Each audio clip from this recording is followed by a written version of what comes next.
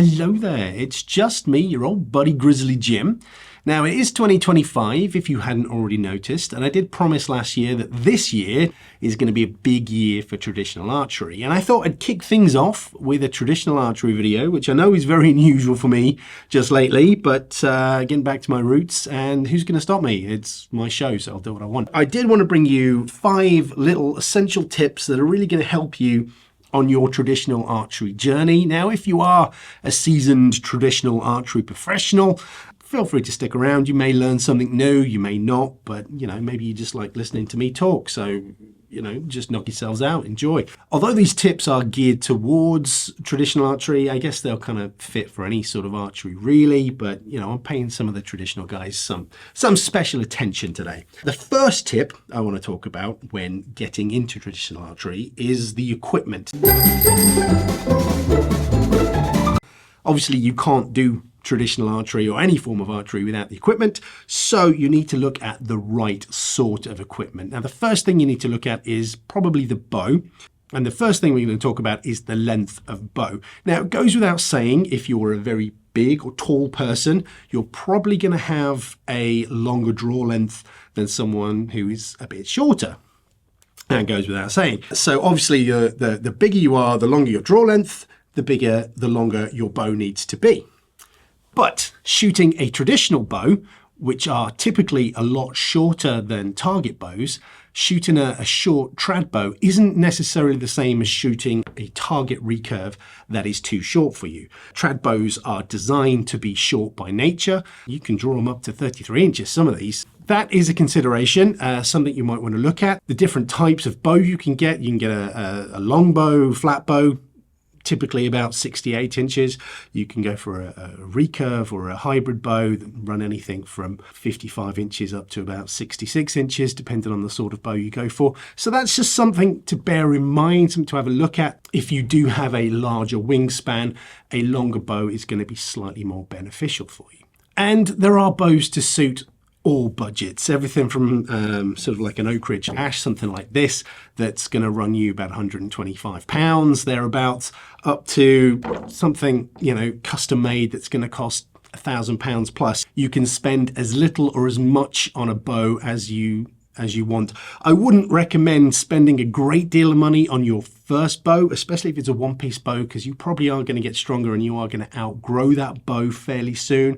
So it's always a good shout to go fairly modest with your first bow, get used to it before you start dropping the big bucks on something fancy and custom. But us traditional guys, we do like a fancy custom bow. The next part of tip number 1, which is the equipment, is poundage. Now, it can be a bit of a divisive subject, and there's a lot of people with a lot of opinions on poundage, but the crux of it is, if you are at full draw and you're shaking, you're not stable because you're fighting the bow, the poundage is too much for you, the shot's not going to be any good. If there's movement here, either in your bow hand or on your loose hand, if there's movement there, there's going to be movement downrange and it's not going to go where you want it to. So you want to be able to control your bow. And a bow that you're in control of is going to shoot a lot better than a bow that you're not in control of.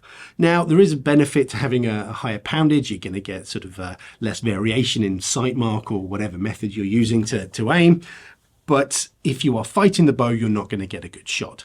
Now, there is a fine line between being overbowed and then being just on the cusp of something, because if you only shoot light poundage bows, you're never really going to build up, you're never really going to get any stronger. So if you do want to ultimately shoot a higher poundage bow, you are going to have to be on that threshold, but it is a fine line between overbowed and just building up to the next poundage. So that's something you want to look at, something you want to be careful of, something you want to be mindful of. Just remember, if you are shaking, if you are unstable at full draw, the arrow's not going to do what you want it to do. So you need to be sort of in control of your poundage.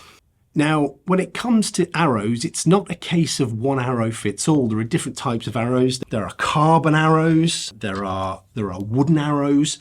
You could even go aluminium if you really wanted to. So there are different types of material, but more important than that is the arrow spine. Now, what the arrow spine is refers to how stiff the arrow is. Now, if an arrow has a weak spine, it has a very high number, be it sort of 800 spine, 1000 spine, something along those lines. But as the number gets less, the stiffer the arrow gets. So as you go into sort of the 500s, the 400s, the 300s, now a 300 spine arrow is going to be very stiff. That's more for your compound bows, really heavyweight hunting bows, that kind of thing.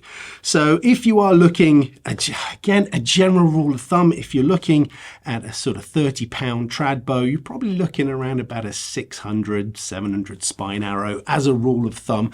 But there are plenty of charts online, or even come and see us in store and we can advise you. There's usually charts where you look at your draw length and your poundage and you draw a line, and that gives you an approximate spine of arrow that you're going to need for your bow. But don't stress too much. As long as the arrow is long enough and it's about the right spine when you're starting out, that's all you need. You don't need to worry yourself or get really caught up on fine-tuning the arrow, because you need to fine-tune yourself first. You need to build up your confidence, build up your form, build up your accuracy, and then you'll be able to really worry about the nuances and the fine-tuning. But don't stress yourself out when you're getting started. Like I say, as long as it's approximately the right spine and it's long enough, better to be a little bit longer than a little bit too short, you'll be fine. Get used to that, then you can really work on your technique and your form as you go along your archery journey. As we finish up the first section of equipment when it comes to traditional archery, the last thing I want to have a look at is whether or not you should use a glove or a tab. Something along the lines of these, something very simple, doesn't need to be too complicated. That's the beauty of traditional archery. But I would 100% recommend using either a glove or a tab. There are people out there that don't use a glove or a tab. That's fine. If that's what you want to do, knock yourselves out. But speaking from experience, shooting a lot without any sort of tab, it does hurt. It really hurts after a while. What can happen is it can lead to nerve damage in your fingers over time. And that's something we don't want. And plus, with a tab or a glove, you're going to get a much smoother, a much cleaner release than just off your fingers. And the last little thing is just an arm guard. Now that just sits on your bow arm. Looks pretty cool. You look like a medieval warrior or something. You know, if you choose a leather one, you can use. There's all sorts of arm guards. There's little plastic ones, little rubber ones. You know, if I do use one, I tend to like something that's a little bit more traditional looking, because 80% of archery is looking good. Now, tip number 2 is that of form and the importance of keeping things simple. Archery has been referred to on many occasions as the art of repetition. And in order to be able to repeat something, it has to be repeatable. And the more repeatable something is, the simpler it is, or the simpler it is, the more repeatable it is. And that's what I like to do with my form. I've got a very simple, very repeatable shot. And if you have very elaborate movements, very explosive shots, very sort of strange movements when you come into anchor or whatnot, you're going to find those really difficult to repeat. And if you're not repeating them every time, every shot's going to be a little bit different. So when it comes to form, try and keep everything as simple and as repeatable as possible. I mean, that's pretty much it for that tip. Doesn't need to be anything fancier than that, but just when it comes to shooting, keep everything simple and repeatable. Tip number 3. And this is something I didn't do when I was younger, and I wish I did, because I probably wouldn't be in the position I am now. I'm plagued with injuries and aches and pains. I mean, I am getting on a bit, but I never used to warm up. I used to look at people warming up and think, what are they doing that for? It's archery. Now, archery is a sport. Let's not beat around the bush. It's many things, but it's also a sport, and you don't do any other sport without warming up. I used to play ice hockey. I used to warm up. I used to fence back in the day, and you would warm up before you fence. Before you do any sort of sport, you warm up. So why don't you warm up when you're doing archery? And I was an idiot is the answer. And now I've got shoulder problems. I've got all sorts of problems. And I think some of those attributed for me not warming up for such a long time. And I think it's really important to just get those core muscles going before you start shooting. It's gonna provide you with more consistency if you're warm, rather than if you start cold. You're gonna have these peaks and troughs of performance. If you're looking to shoot well and you're looking to shoot consistently, I would really recommend giving yourself a little bit of a warm up before you start.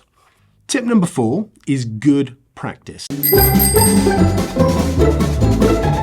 Now, I've often said when I've been talking about things that I've never practiced a day in my life. I just shoot. And that's not necessarily true. When I shoot, there's always a goal in mind, whether that is to improve my stamina, whether, especially nowadays because I don't shoot as much, or I'm trying to work on my release, or I'm trying to work on focus or something. There's always something subconsciously I'm trying to work at.